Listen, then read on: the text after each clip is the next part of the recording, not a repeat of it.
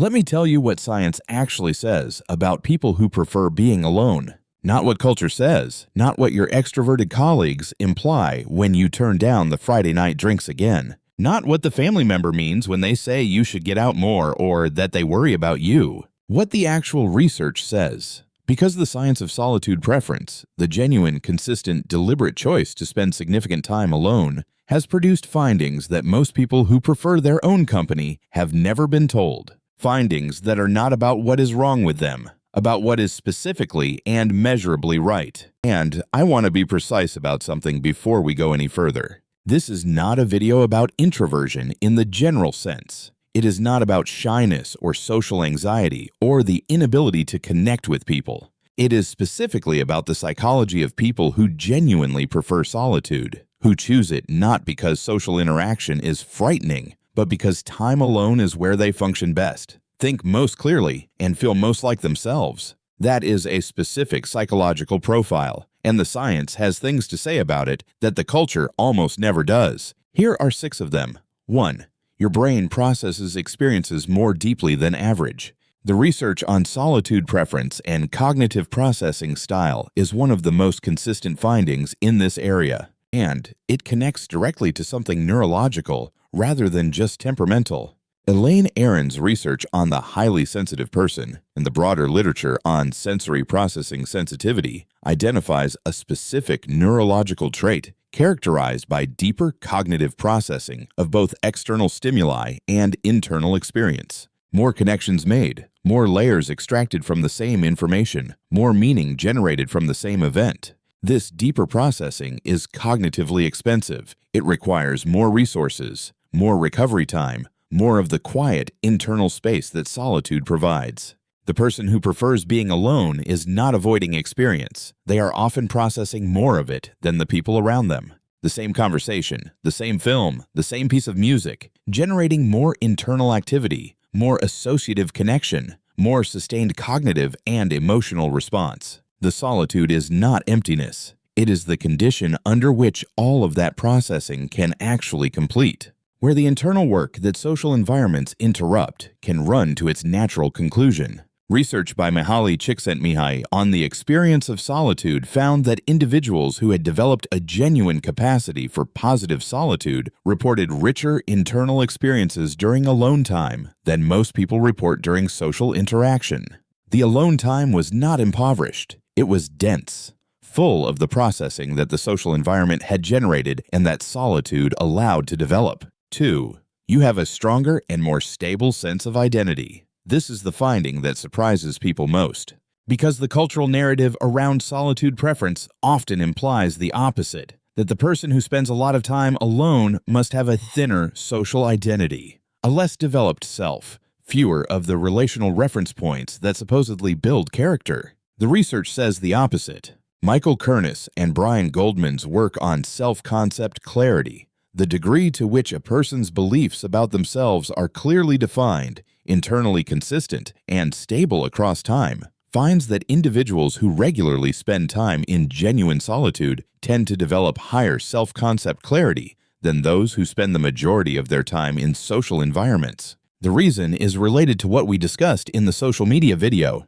The self that is primarily formed in and maintained by social interaction is a self that is continuously being shaped by external feedback, by the reflected appraisals of others, by the social expectations of the environments it is navigating. The self that has access to genuine solitude has a laboratory for self-knowledge that social environments do not provide, a space to observe its own reactions, its own preferences, its own values, without the continuous pressure of external calibration. Erik Erikson's identity development research is directly relevant here. The capacity to be alone, to sit with oneself without the distraction of social input, is one of the conditions under which genuine identity formation happens. Not in the social mirror exclusively, in the private space of genuine self-encounter. The person who prefers solitude is not socially underdeveloped. They have often done more identity work than their more socially oriented peers, because they have spent more time in the conditions where that work is possible.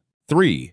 Your relationships tend to be deeper and more meaningful. This one requires some unpacking, because it sounds counterintuitive on the surface. If you prefer being alone, If you choose solitude over social engagement, how does that produce better relationships? The research on relationship quality and solitude preference consistently finds that people who choose solitude are not socially withdrawn in the relational sense. They are selective, and selectivity, the research finds, is associated with depth. William Graziano's research on social motivation and relationship quality found that individuals who are more selective in their social engagement, who choose fewer, deeper connections over broader, shallower ones, report higher relationship satisfaction, higher levels of perceived intimacy, and stronger feelings of being genuinely known by the people in their lives. The person who prefers solitude is not giving relationships less. They are bringing more to the fewer relationships they invest in, because the energy that is not distributed across a wide social network is available for genuine depth in the connections that matter. There is also a specific dynamic that the research on solitude and relationship quality identifies. The person who has a genuine relationship with their own company is not entering relationships from a place of need. They are not looking to fill a void that solitude leaves. They are choosing connection from a position of self-sufficiency that the research consistently finds produces healthier relationship dynamics.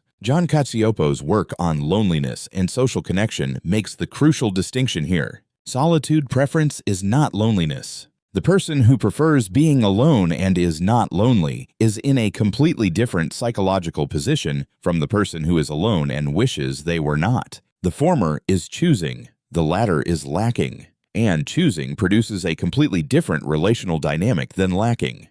4. You are more creative than average. The research on creativity and solitude is one of the most extensively documented connections in the psychology of creative cognition, and it goes deeper than the popular notion that creative people tend to be introverted. Researcher Esther Buchholz, whose work on the role of aloneness in psychological development is among the most important in this space, proposed that solitude is not just a preference of creative people, but a functional requirement of the creative process itself. That the making of genuinely original connections, the core cognitive activity of creativity, requires the specific conditions that solitude provides. The default mode network research we referenced in the creativity script is directly relevant here. The brain in solitude, not distracted, not socially engaged, not monitoring the expectations of an audience, shows elevated activity in the network associated with associative thinking, with imagination, with the generation of novel connections between existing knowledge structures. The creative insight that arrives in the shower, the solution to a problem that emerges on a quiet walk, the idea that comes in the space between tasks rather than during focused effort. These are not accidents. They are the default mode network doing its most important work in the conditions: solitude, reduced external stimulation, the absence of social monitoring, that allow it to run without interruption. Reed Larson's research on adolescence and solitude found that voluntary time alone was one of the strongest predictors of subsequent creative activity. Not time in social environments where creative ideas were discussed, time alone where the mind had space to generate them. The person who prefers solitude is not missing out on the stimulation that feeds creativity. In many cases, they are protecting the conditions that make it possible. 5. You have stronger emotional regulation than most people. This is the finding that has the most direct practical importance, and it is the one that contradicts the assumption that preferring solitude is associated with emotional avoidance or difficulty processing feeling. Research by Thomas Joyner and colleagues on self-reliance and emotional regulation found that individuals who demonstrated a genuine capacity for positive solitude, who could be alone without distress, without filling the space compulsively, without needing external input to manage their emotional state, showed stronger emotional regulation capacity across a range of measures than those who were consistently dependent on social input for emotional stability. The mechanism is related to what we discussed in the identity section. The person who has a genuine relationship with their own internal experience, who has spent time in solitude encountering their own emotional states without the mediation of social distraction, has developed a more sophisticated and more direct relationship with their own emotional regulation than the person whose emotional management has always been outsourced to the social environment. James Gross's foundational research on emotional regulation strategies identifies a spectrum from suppression, pushing emotions down without processing them, to genuine cognitive reappraisal, engaging with the emotional experience, and finding ways to contextualize and process it effectively. The person who prefers solitude and uses that time for genuine internal processing, rather than suppression or avoidance, is practicing the most effective form of emotional regulation available. Not because solitude is inherently therapeutic, because the space it provides is the space where genuine processing is possible. 6. You are more comfortable with uncertainty than most people. This is the finding that I think is most underappreciated and most consequential. The research on tolerance for ambiguity, the capacity to remain in states of uncertainty without the urgent need for resolution, closure, or external reassurance, consistently finds that individuals who are comfortable with solitude show higher tolerance for ambiguity than those who are not. Ari Kruglansky's research on the need for cognitive closure, the motivation to reach definite answers and avoid ambiguity, identifies high need for closure as associated with dependence on social consensus. The person who cannot tolerate uncertainty without reassurance needs other people to confirm their assessment of ambiguous situations. Their tolerance for the unresolved is limited by their access to external validation. The person who is comfortable alone has developed, through practice, a different relationship with the unresolved. They have sat with their own uncertainty often enough and survived it often enough that it does not require immediate external resolution.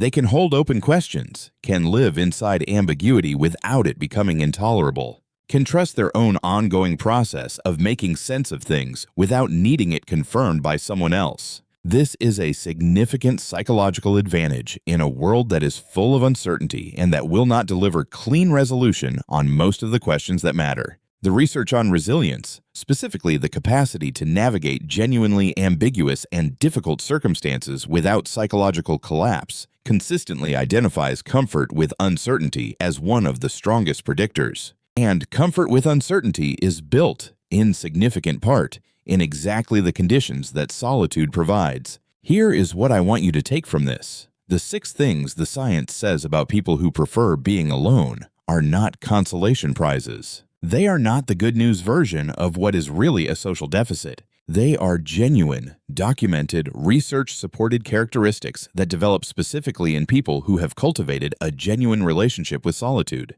Deeper processing, stronger identity, more meaningful relationships, greater creativity, better emotional regulation, higher tolerance for uncertainty. These are not the characteristics of someone who is socially failed or psychologically avoidant. They are the characteristics of someone who has developed a set of internal resources that the culture of constant social engagement makes it very difficult to build. The person who prefers being alone is not someone who has given up on the social world. They are someone who has found that the private world of genuine solitude is where some of the most important psychological work gets done. And in a world that is increasingly engineered to prevent you from ever being truly alone, that fills every quiet moment with notification and stimulation and the continuous pressure of social presence, choosing solitude is not a withdrawal. It is one of the most deliberate and most psychologically significant things a person can do.